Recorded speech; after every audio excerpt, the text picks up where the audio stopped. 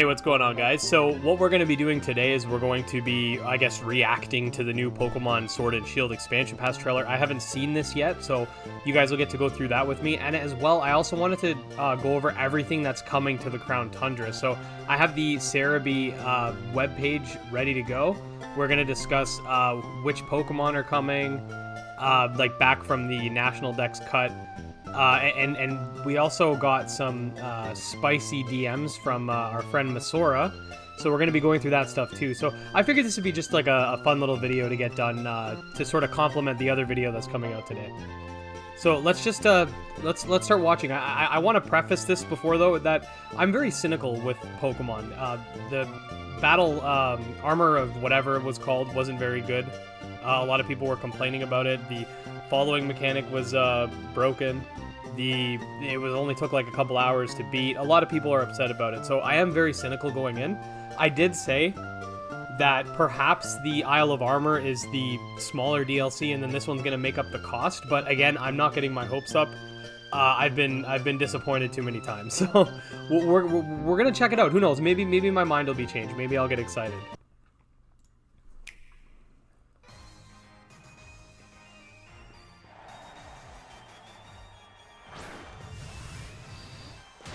Okay, so a bunch of stuff we've already seen before. I'm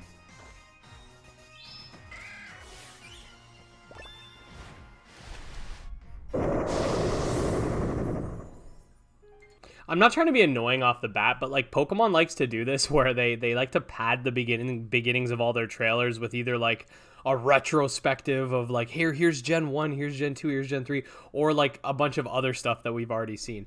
Anyway, let's check out some Crown Tundra stuff.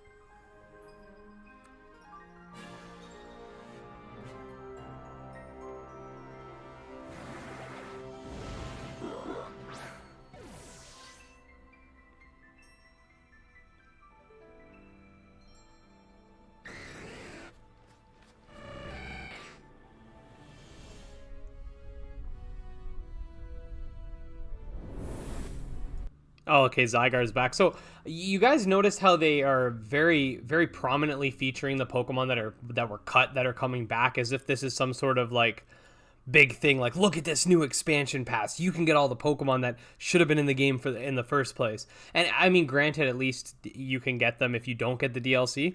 But it's just that shouldn't be the main feature of this. The main feature should be the story. But anyways, let's keep going.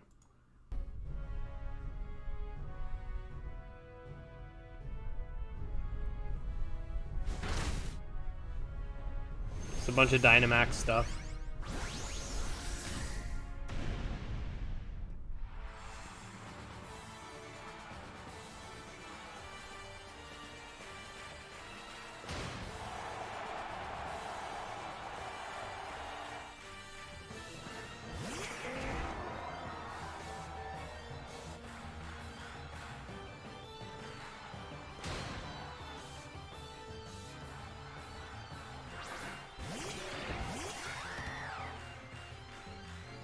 Okay, so this sort of reminds me of the Pokemon World Tournament from Black and White 2. Again, like, okay, cool, but this is stuff that we've seen in other games. Like, I don't understand why every time a Pokemon game comes out, it has to strip features out and bring it back. This isn't a Sword and Shield thing either. It's been happening since Generation 2. Remember, Crystal had the Battle Tower and all those move tutors. And then Ruby and Sapphire, yeah, it had the Battle Tower, but then it cut out all the move tutors, so you had to wait for Emerald. Then Emerald had the Battle Frontier, but then Diamond and Pearl cut that out, as well as the move tutors. And then Platinum had the Battle Frontier again. And then Black and White cut that out, as well as the move tutors. And then Black and White 2 brought the Pokemon World Tournament plus the move tutors back. And so on and so forth. It's just Gen 7 or Gen 6 is another example. They got rid of all the move tutors, and ORAS brought it back. Then Gen 7, Sun and Moon had no move tutors.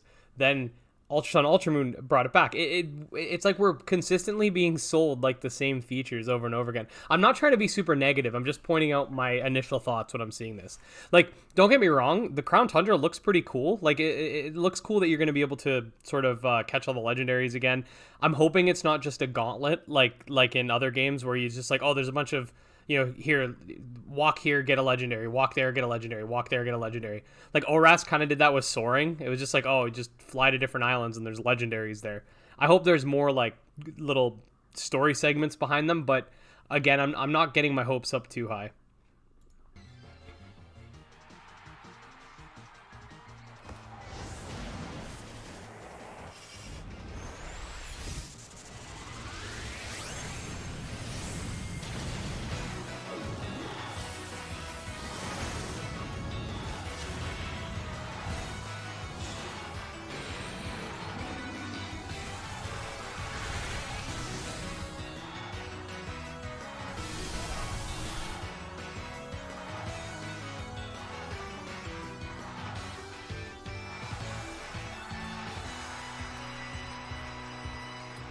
October 22nd, it's coming out.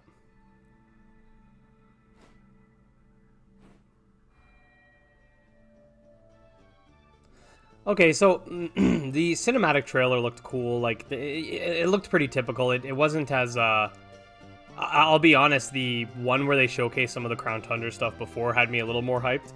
But I'm hoping, I really am hoping for this. Like, I hope it's good. I hope it's not disappointing, but like, you can't blame me for being very jaded on it. I'm sure a lot of people are. Hopefully this will be pleasantly surprising. I'd love to be as passionate about the newer Pokemon games as I am about all the other monster taming games I cover, but it's gonna need a level of like quality that I just haven't felt that we've seen.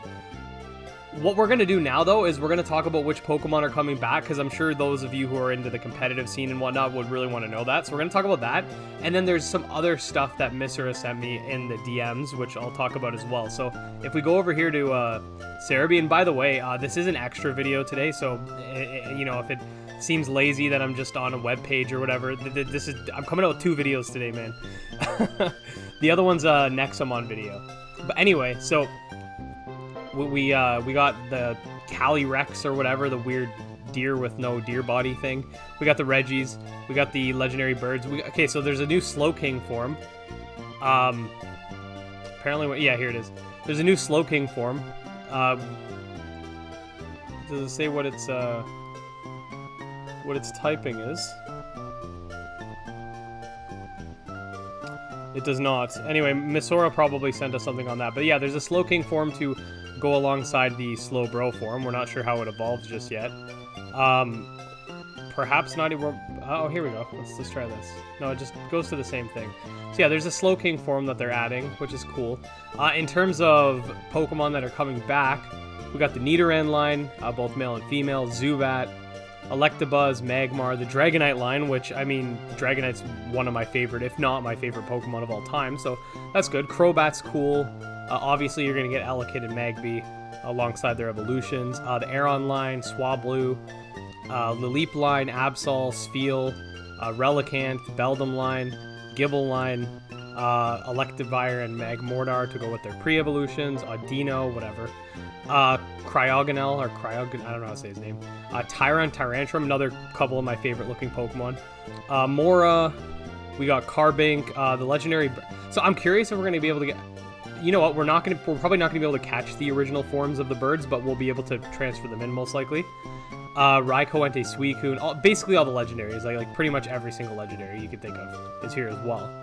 I don't see anyone missing, so that's good. So we're gonna go over to the DMs now, because Misora likes to... What are you trying to give me mail, bro? Okay, Misora likes to slide into my DMs all slick-like, you know? So, they sent me quite a few things. So, there's an info dump here. It's confirmed that Sword and Shield Crown Tundra contains a new item called the Ability Patch that allows you to change Pokemon's ability to its hidden ability. Now, I don't remember if I covered this in a segment of Monster Tamer News. I can't remember for the life of me. But I do remember a leak. I'm pretty sure Misora was actually the same person who brought it to me, regarding an ability item that would let you gain the hidden ability. So that's cool. Like that's something you want in the game. That's something that makes it less tedious. So I'm 100% in favor of that. Now let's see. Apparently there's some new features. This is the Pokemon website, if you could not tell. All right, so new clothing items. Cool. New Pokédexes. Many Pokemon not found in Galar's wild area make their home to the Isle of Armor and Crown Tundra. And in the areas you'll be able to newly explore. Your Pokédex will be updated so you can register even more Pokemon as you discover them. Yeah, more Pokemon that should have been in the game to begin with. Max raid battles against new Pokemon. There are Pokemon dens. Okay, so we know there's going to be new Dynamax Pokemon. New cards. I don't really care. New features added. Okay, items that will help you on adventure. You'll find new items that will help you along the journey, like the EXP charm that'll come in handy when leveling up your Pokemon. Now, if they could just copy-paste this EXP charm into Temtem, that'd be great. The Cramomatic. Okay, we've seen some of this stuff. This is stuff we've seen in the that's the Isle of Armor, excuse me. So this is where we need to be. New features added in the Crown Tundra. Explore Pokemon dens in Dynamax Adventures. Okay, in Dynamax Adventures, you'll team up with 3 other trainers to explore a Pokemon den where Dynamax Pokemon are said to lurk. Instead of the regular Pokemon team, you and your fellow trainers will choose rental Pokemon to bring along into the depths of the den. If you encounter a wild Dynamax during your exploration, you'll need to work together with your 3 teammates in a max raid battle. If you win, you'll have a chance to catch the Pokemon, and 1 trainer on the team can swap the newly caught Pokemon in for the Pokemon they had before. Oh, okay, that's kind of interesting. But if you lose a battle, you'll be ejected from the den. So this is, I guess this is kind of like a,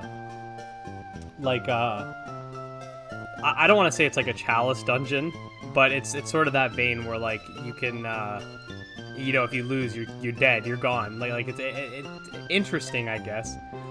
Try swapping out your Pokemon as you explore. You'll be prepared to face whatever comes at you next. Seek the legendary Pokemon said to lurk in the depths. And if you want to delve deeper in the den, endless Dynamax Adventures may be a thing for you. Endless Dynamax Adventures let you keep going until you lose a battle. Give them a try. Okay, so these are like the Dynamax equivalent of the Battle Factory. You get to rent Pokemon, and you get to take one of the ones that you beat from your opponent instead of it being any Pokemon from your opponent. It's only one, so you'd be able to swap that if you like. You just got some images here. We got the legendaries coming back. I'm not going to touch on this too much. We already know. Okay, let's see what's going on with this Galarian Star Tournament. Now, I think what they should have done was just done the Pokemon World Tournament where they brought back other characters from previous games, but maybe they didn't want to model them. I'm not too sure. Once you progress far enough in your adventure in the Crown Tundra, you'll be able to participate in the Galarian Star Tournament, held in the city of Windon. This tournament is Leon's brainchild, intended to fire up the spirits of Galar region. Once you accept Leon's invite, you'll be able to pick a partner from amongst the many trainers you've met through your adventures in Sword and Shield, as well as the expansion pass, and team up with for a multi-battle tournament. Okay, here you go. This is why they cut multi-battle out of the battle tower, because this is the multi-battle now. Depending on who your partner and your opponents are, you may get a glimpse of new sides of some familiar faces. An ability patch, so we already talked about that. Content plan to be added with Pokemon Sword and Shield Season Pass. Okay, so we've basically touched on all this. New co-op play, new items, new max raid battles, new clothing, new Pokedex entries, Pokemon that didn't... Okay, so Pokemon that didn't appear in Sword or Shield. This is basically the same thing as saying new Pokedex. New regional forms, Calyrex, new areas. Cool.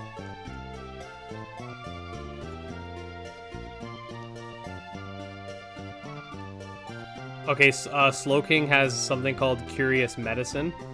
Galarian Slowking's ability, Curious Medicine, is a new ability introduced with this expansion. When a Pokemon with this ability enters the battlefield, allies' stat changes are reset. Okay. Okay, so its signature move is Eerie Spell. Eerie Spell is a psychic-type move in which the Pokemon attacks with tremendous psychic power. If hit, the opponent doesn't only take damage, it also loses 3 PP from the move it last used. Okay, so, I don't mind them mixing stuff up like that. That's actually pretty cool. It's sort of fusing, like, was it Spite? It's like fusing Spite with a damaging attack. More Hat Pikachus. I'm not going to waste any time on that. Hat Pikachu dates. If you want to screen cap the video, go ahead now. Courtesy of Misora. So yeah, guys, let me know what you think about this new trailer. I'm not trying to be like a grumpy old man, but I am very cynical. It hasn't shown itself to do anything particularly exciting for me. It feels like a lot of these features that they're adding were features that were removed just like they do with every third version of a game. They're just adding third version stuff, which, okay, sure, an expansion's better than a third version. I mean, if you ignore the fact that at least the third version's remastered, so at least the base games are better. But even if you ignore all that, okay, an expansion's better, but it's still not the best way to do things. Like, I feel like an expansion should feel like extra stuff, not feel like we're getting back stuff, if that makes any sense. But I'm curious to know your guys' opinions. If you're hyped, I don't think I'm trying to, like, bash you or anything. It's just, I'm not really feeling it just yet. Hopefully, I'll change my mind in the future, but we'll see. We'll see what the reception's like about the DLC itself. If you guys did enjoy the video, make sure to like and subscribe for more monster taming content. Follow me on Twitter at GymLeaderEd. Check out our subscriber Discord. You can also check out my Patreon and support the channel, and you'll get some videos early, as well as have your name on the end screen. So, anyways, until next time, peace.